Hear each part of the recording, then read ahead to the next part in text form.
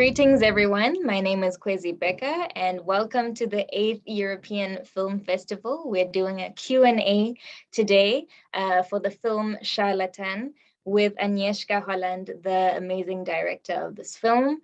It's such an honor to have you here today. Thank you so much for joining us, and welcome to the European Film Festival. Thank you, Khwezi. I'm really honored, and I only regret that I cannot be in person in your place. I was dreaming to come there. So next time. Yes, we'd still love to have you here. Definitely. It would be wonderful to see you in person. I'm just going to get into the questions and then we can have a conversation.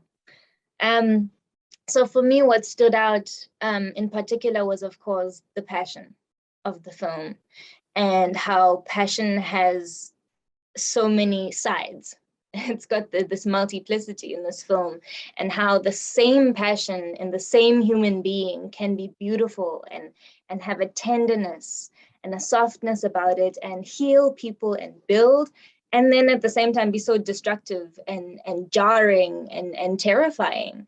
And I find that very interesting to have it. I mean, we know that we all have so many sides, but when you see it that blatantly and that just brutally laid out for you in a film, it also kind of really makes you aware of who we are as people and how many different sides we can have. And I'm curious to know your relationship to that character and in choosing the film and your relationship in the process of directing the character and directing the film.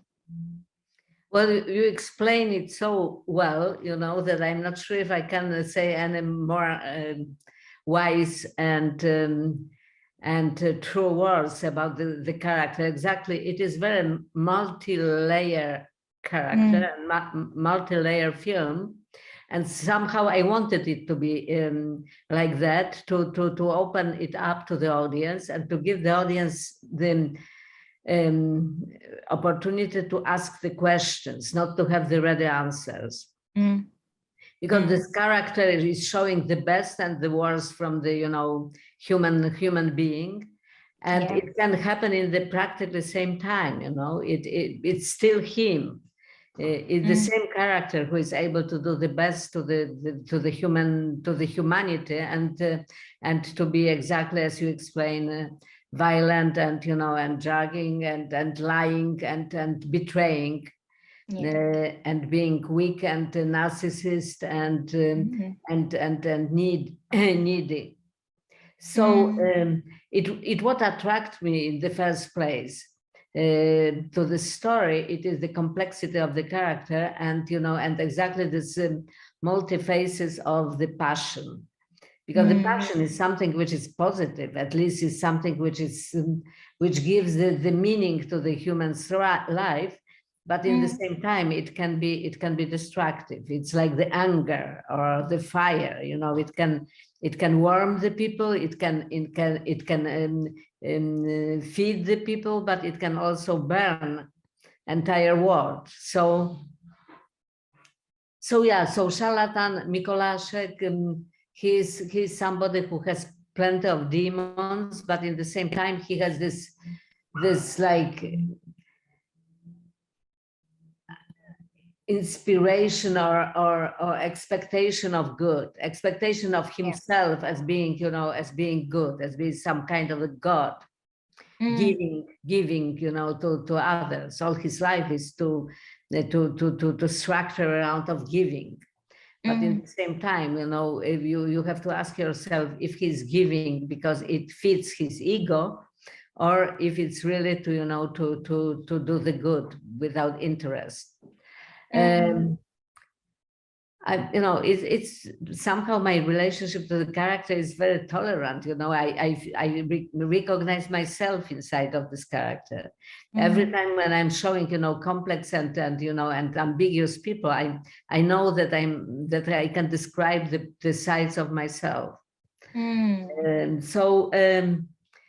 Especially in our world, when the world becomes so polarized, when the people also, because of this social medias, love something or hate something. If they judge, to be judgmental became like the normal kind of the relationship to other people.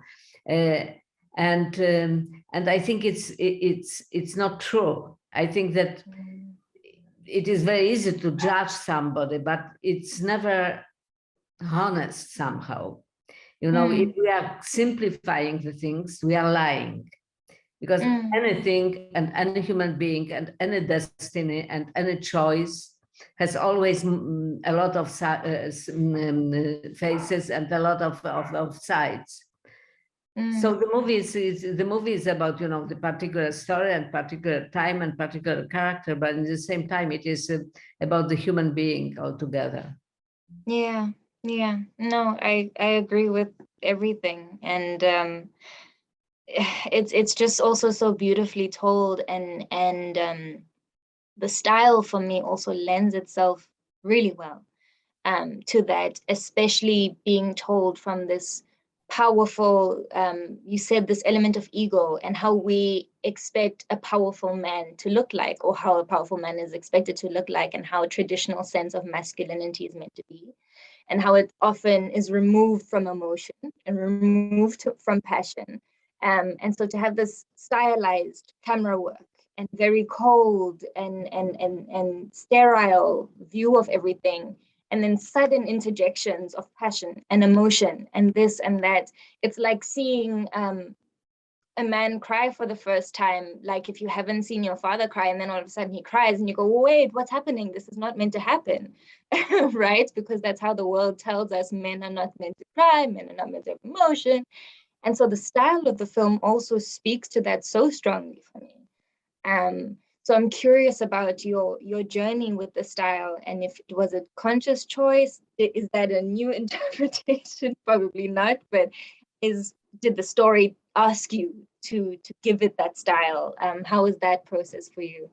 Well, you are very right. You know, somehow I'm always like receptive to the nature of the story. I try to find the language which expresses the story in the most true and original, and in the same time personal way. So yeah, we've been looking together with my cinematographer and production designer. We've been looking for the style for a while, and I never start the movie with very strong visual concept. It means even if I have this concept, it changes with the nature of the, you know, of the situation, and, you know, and light and actor and, you know, all those elements, and the story in the first place. For example, with the Charlatan, we've been expecting to move the camera a lot, because I was a bit afraid it would be stiff and too stylized. But anytime in the story, in the contemporary line, when we try to move the camera like stopped, like the horse. If you want to move the horse, but he's like standing saying, no, I'm not going anywhere. So after 2 days, we realized, okay, it cannot move in those scenes. It has to be static, pretty wide, observant. And when I'm choosing the close-up, this close-up is very meaningful, and it has the energy of, you know, of some discovery. So you know, somehow the style, even if we are discussing it a lot before the shooting starts, it's born during the shooting, and it's why I love shooting so much. It's very exciting, the most exciting part for me, because it's when my, you know, inspiration and my, you know, sensibility, it's opening up, and when meeting different, you know, inputs and different, you know, things coming from other people, from the crew, from the actors, from the sets, suddenly it's, you know, it's burning. Yeah, so, you know, so it's like that. And it's you know, and it's not only me, it's my collaborators. And what I also love about this process is some kind of the collective process, even if I am taking the final decisions. Everybody is, you know, co-creator of the story. And no, it's lovely to hear that as well. That it's that collective story as well. I'm a great collaborator as well, so I love that it's a co-creation. And for me, coming from South Africa, especially with the backdrop, we have quite a rich history of traditional healers and traditional medicines. And then that part of the cultural identity kind of being quietened when colonialism came in, when apartheid systems came in, and that backdrop of that context now coming out of that space, and having to relearn that this type of traditional science is also as valid as this new science that we now think is the best science, right? And having those relationships and conversations between people, and seeing that in another part of the world that I didn't expect to see that conversation happening, was for me touched home and was very fascinating to identify to. And I'm curious to know how that part has been received, or also just the ban on identity, be it culturally or with this traditional medicine, but also through the story, the ban on being yourself homosexually, or whatever sexual orientation you have, whatever belief system you have, whatever talents, skills you have, but an actual legal ban on that, and what it does to a person as well, and may have informed this person's Mikolashek's way of being. I'm curious to know how that's been received, and how that process was also with the actors and the everyone working together. Were those conversations had? Yes, I'm fascinated by that. Well, you know, it's it means classical doctor, the scientific medicine, Western medicine. It's very skeptical about this kind of the alternative medicine, even as innocent as you know, as herbal medical herbs.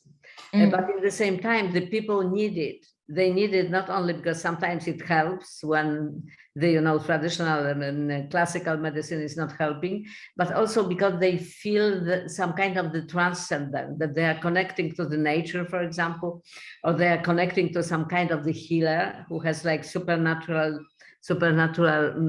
things. Of course, you have plenty of crooks.